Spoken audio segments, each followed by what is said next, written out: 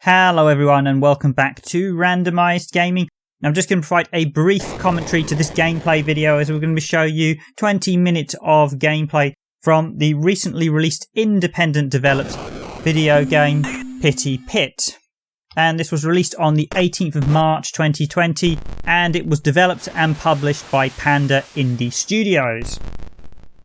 Now, just to declare, in order to be open and transparent with you, the viewer, Randomised Gaming was contacted directly by Panda Indie Studios, who supplied us with the Steam code for Pity Pit in order to look at and preview the game.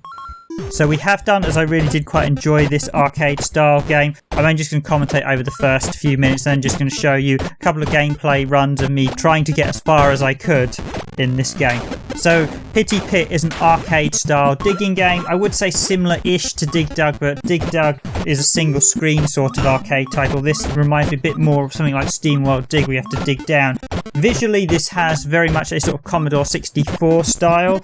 I'm not always a keen fan on retro graphics, but this does actually have quite a nicely drawn style that works well.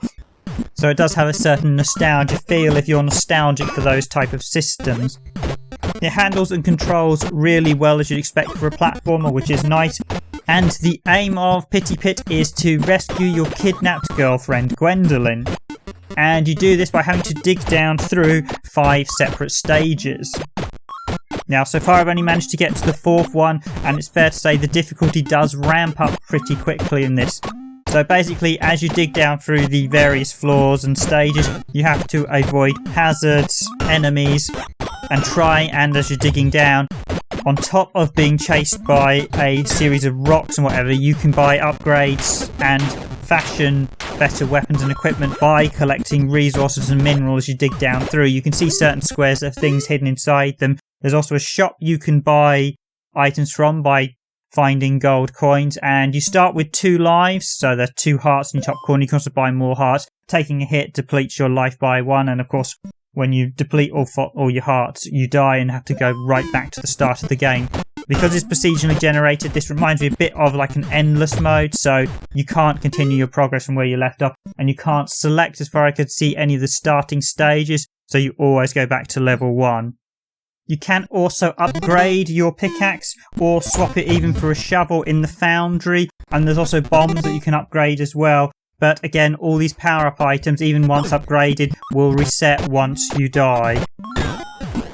So this really is sort of reminiscent of the early style arcade games like Space Invaders in many regards, isn't it? You basically play to as far as you get, die and start over.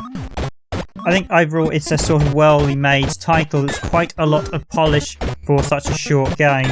Now, it's fair to say this isn't going to be for everyone, of course. You really need to be a fan of these old sort of arcade games. But if you want something that's quite fun and enjoyable for a couple of hours, or you just want something to play on your lunch break in occasions, this is priced at $3.99 here in the UK. And just a reminder, the Steam price will vary depending where you are in the world.